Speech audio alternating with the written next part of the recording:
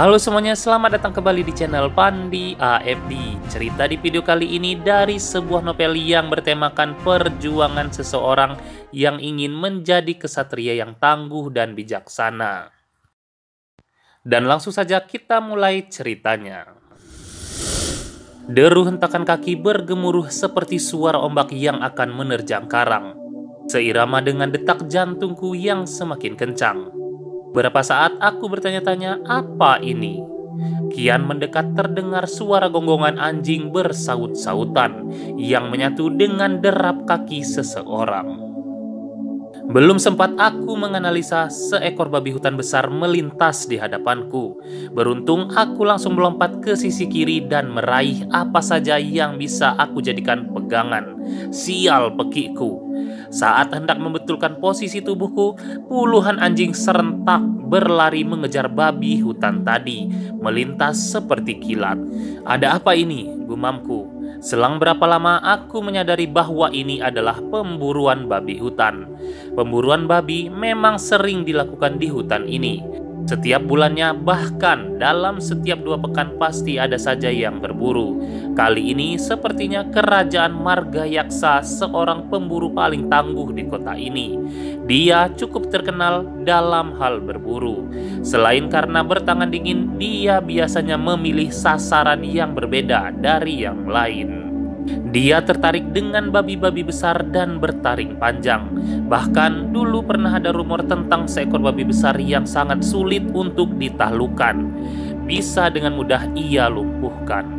Sebetulnya aku tidak heran kalau babi-babi senang berkumpul di hutan ini, karena hutan ini banyak menyimpan berbagai macam buah-buahan. Apalagi tahun ini sedang musim buah durian, maka semakin banyak babi hutan yang berkeliaran. Sebenarnya aku juga kesal dengan babi-babi ini karena harus berebut durian dengan mereka. Makanya pagi ini aku berangkat lebih awal agar bisa lebih dulu daripada babi-babi sialan itu. Aku kembali bangkit dan membersihkan pakaianku. Ikat kepala yang terlepas juga aku pasangkan kembali. Syukurlah rambutku tidak kotor. Akan jadi merepotkan kalau harus membersihkan rambutku yang sebahu ini. Pekik seseorang dari bawah. Astaga, Rama. Aku mulai panik mengingat ada ayahku di bawah bukit hutan ini. Sedangkan aku tahu betul bahwa babi tidak bisa berbelok saat berlari. Dia akan berlari lurus tanpa peduli apa yang ada di hadapannya. Aku segera bergegas ke arah Rama. Tinggal semeter saja jarak keduanya. Kulihat Rama tak berkutik, sepertinya ia pasrah menerima nasib. Padahal setauku Rama adalah orang yang optimis. Dia selalu mengajarkanku bagaimana melihat sesuatu dengan penuh gairah dan semangat. Orang yang tak kenal menyerah meski dalam keadaan sulit sekalipun. Pernah suatu kali ia mengatakan bahwa aku harus bisa melampaui batas kemampuanku, melawan rasa takut dan percaya bahwa setiap tekad pasti berbuah manis. Dia juga memiliki prinsip bahwa masa depan harus direncanakan dan jangan menyesali sesuatu yang sudah terjadi. Aku tak sanggup membayangkan jika benar babi besar itu menyeruduk Rama. Siat, sejurus kemudian babi itu terbelah 2 bagian, dari kepala sampai ke ujung ekor. Meski cukup cepat, aku mampu melihatnya dengan detail. Babi besar yang terbelah itu akhirnya terlempar ke sisi kiri dan ke kanan Rama. Seseorang kemudian melompat ke belakang dengan sikap kuda-kuda sambil menyarungkan pedangnya. Aku buru-buru memeluk Rama karena aku benar-benar khawatir.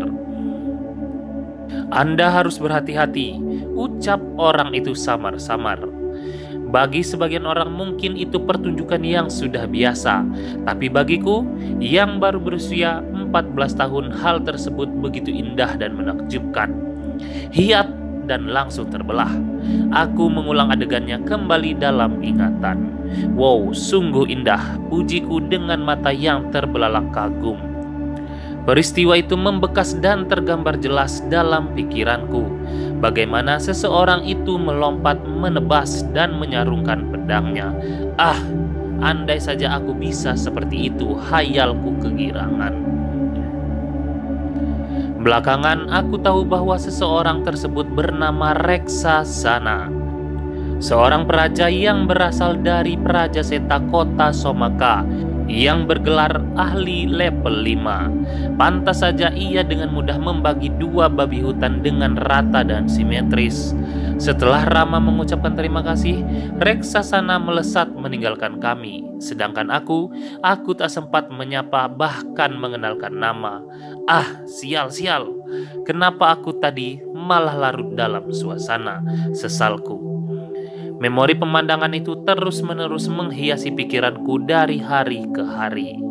Aku seperti masuk kembali dalam kenangan bagaimana Reksasana terbang kemudian menjagal babi itu dengan penuh wibawa. Sesaat kemudian aku dikejutkan. Satria! Teriak Wiguna membuyarkan hayalanku. Dia adalah temanku yang bercita-cita berbadan ideal seperti jenderal unit bakat yang ada di kerajaanku. Tapi sungkan untuk melatih fisiknya. Bahkan menurutku dia cukup rakus dalam urusan makan. Sedang melamun apa, Sat? Aku mau jadi seorang peraja yang bergelar ahli atau kalau bisa yang lebih tinggi lagi, jawabku semeringah. Kalau itu aku juga pengen, Sat. Coba lihat Pak Carek. Hanya dia yang bisa diandalkan dalam pertarungan di desa ini. Igun memberi penjelasan. Iya, selama ini masyarakat desa terus bergantung kepada beliau. Kita juga harus menjadi Praja Setagun. Aku berseru seolah baru saja mendapat suntikan semangat. Bagaimana kalau kita ikut daftar ke Lenggor saja, usul Igun. Lenggor adalah sebutan bagi tempat pendidikan Praja Seta setingkat desa. Berturut-turut kemudian ada Ajedam untuk tingkat kota, Kotama untuk tingkat wilayah, Aula untuk tingkat kerajaan, dan ada Aula Agung untuk tingkat persatuan kerajaan. Iya, kita harus bergabung ke Lenggor dan menjadi Praja Seta tangguh. Tanpa berpikir panjang, aku memberanikan diri untuk meminta restu kepada Rama. Aku menghadap kepadanya yang sedang bersandar di pendopo rumah. Rama, aku ingin menjadi seorang peraja dan bergabung dengan Praja Seta, pintaku. Rama mengerutkan dahi untuk beberapa saat, kemudian tersenyum lebar. Jika kamu ingin menjadi Praja Seta, jadilah jenderalnya. Jadi yang terkuat dan jadi Praja Seta yang baik. Rumah ini terlalu kecil untuk menahan kekuatan dan ambisimu. Tentu saja Rama merestui. Jawab Rama kepadaku dengan tatapan mata tajam. Mendengar perkataan itu, darahku mengalir kencang dari seluruh penjuru tubuh menuju ruang bernama jantung. Semangatku bergelora, semua imajinasiku serasa terlepas dari belenggu-belenggu hayalan, seolah sebentar lagi semua cita-cita dan impian akan segera terwujud. Aku tersenyum kegirangan, tidak menyangka bahwa Rama akan mengatakan kata-kata seindah itu. Kata-kata yang seperti pecutan semangat menginspirasi dan syarat akan motivasi. Aku mengucap terima kasih dan mundur berpamitan dari hadapan Rama. Mataku berbinar sambil sedikit menahan perasaanku yang mulai meluap.